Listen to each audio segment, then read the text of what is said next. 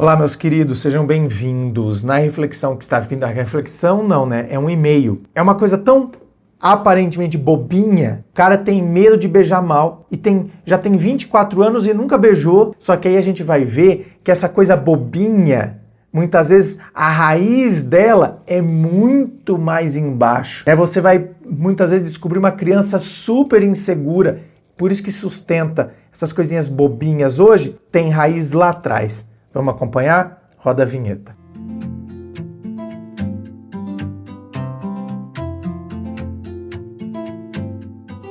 E antes do e-mail de hoje, deixa eu lembrar a você que aqui embaixo, na descrição do vídeo, tem as informações dos atendimentos que eu faço, tem as informações dos meus livros Dor de Amor Tem Jeito, Teu Amor Próprio Te Salvou, que vão te auxiliar neste propósito do autoconhecimento. Vamos então ao e-mail dele, que diz assim: Olá, André. Gosto muito de você e do seu canal. Muito obrigado. Bom, estou precisando de uma ajuda sua. Eu tenho 24 anos e sou um rapaz bem simples. Não sou muito de sair, não gosto de beber, fumar, etc. Eu tenho vontade de namorar uma moça que seja parecida comigo e até me casar. Mas eu tenho um problema que eu quero compartilhar com você, pois nunca contei a ninguém. Eu tenho medo de beijar mal. Medo de beijar mal? E isso me atrapalhou muito na vida, pois passei a minha adolescência inteira sem ficar com ninguém por causa desse medo. E hoje, com 24 anos, isso me afeta muito. Tá, e com 24 anos você é BV? Ou seja, boca virgem? Nunca beijou ninguém? Sei que é um medo bobo, mas acredite, isso me fez e me faz muito mal. Vejo muitas pessoas namorando, casando e eu nada, pois não consigo superar esse medo. Muitas pessoas até acham que sou gay, pois nunca me viram com nenhuma menina. Até pessoas da minha família desconfiam de mim. Não tenho nada contra gays, mas não é a minha realidade. E perdi muitas oportunidades na vida de ficar com alguém. Na época da escola eu gostava de uma menina e ela também estava afim, mas eu sempre fugi de um possível beijo entre a gente. Hoje ela é casada e poderia ter sido eu. Bom, André, queria saber o que eu devo fazer. Pode me ajudar? Um abraço. Meu querido, gente, olha isso. Então, quer dizer, querido, isso aqui é caso para terapia, entendeu? Isso aqui deve estar vindo de algum outro lugar. Então, assim, eu introjetei esse medo de beijar mal e isso não surgiu do nada dentro de mim. Então, quer dizer, talvez, e se eu beijar mal? Veio essa ideia inicial, só que essa ideia inicial, e se eu beijar mal? Para ela ter ganhado uma força tão grande, ela tem que estar linkada com outras coisas. Então, por exemplo, eu tenho que ser uma pessoa extremamente insegura. Então, essa ideia, ela foi se avolumando dentro de mim. Ela foi ganhando corpo dentro de mim. Ela foi ficando cada vez mais, ela foi ficando uma ideia paranoide. Virou uma paranoia dentro de mim, mas que tem uma raiz. Talvez a raiz seja a minha extrema insegurança, entende? E essa insegurança, talvez, tá vendo? Por isso que nada, absolutamente nada, substitui o atendimento online. O processo terapêutico, quando a gente vai se aprofundando.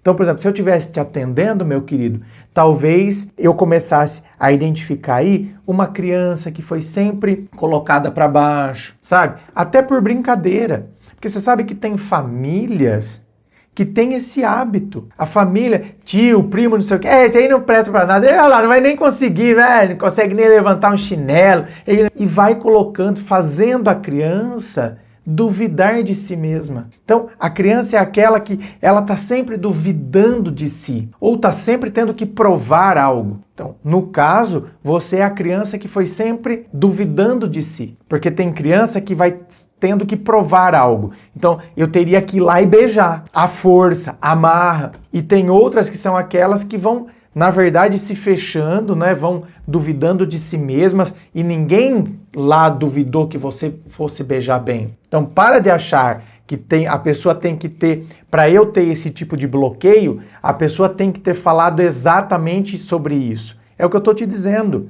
Então, podem ter falado que, né, esse aí não serve nem para varrer uma casa, esse aí não serve nem para de mecânica, não sabe diferenciar uma porca de uma arruela, entendeu? Então, de repente, meu pai era mecânico e eu não tenho as habilidades para mecânica. Então, eu vou me sentindo inferiorizado cada vez mais. Por quê? Porque eu já, como criança, eu não me encaixo naquele ambiente. Eu não me sinto, confortável com mecânica. Pelo contrário, eu gosto de game. Vamos pegar um caso oposto aqui. Eu gosto de culinária. Olha, é o oposto. Nossa, eu fico vendo sobre a massa, sobre molhos, sobre temperos. Vocês estão entendendo que o buraco, por vezes, é muito mais embaixo? Então, uma criança que o pai é mecânico e ele se interessa por culinária, só por isso, ainda que ninguém falasse nada, a própria criança às vezes se inferioriza. Porque na cabeça dele, ele deveria gostar da mecânica para agradar o pai. Por que vocês acham que tem tantos por aí que, por exemplo, o pai é dentista, o filho é dentista. O pai é médico, o filho é médico. O pai é advogado, o filho é advogado. O pai é engenheiro, o filho é engenheiro. E vai, na mesma área.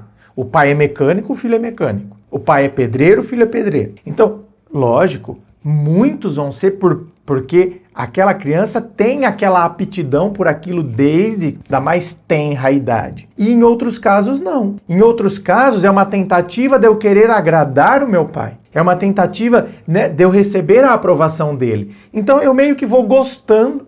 Não é porque eu tenho uma aptidão natural para aquilo. É que eu meio que vou gostando na busca de agradar o meu pai. Na busca de agradar a minha mãe.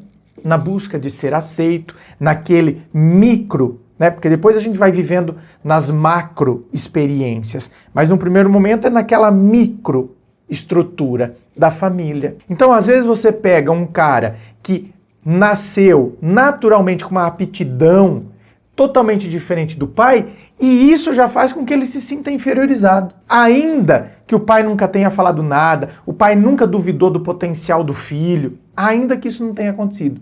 Eu só quero mostrar aqui para vocês que muitas vezes, uma coisa que parece tão boba como essa, e quando a gente olha por fora, ai que besteira, mas tem uma raiz. Às vezes essa coisa tão bobinha, tem toda uma estrutura que merece ser aprofundada. São raízes que a gente tem que ir tirando da terra e ir chegando nas raízes da questão, nas raízes do problema. Então, meu querido, o seu caso é um caso clássico para a terapia, para o atendimento.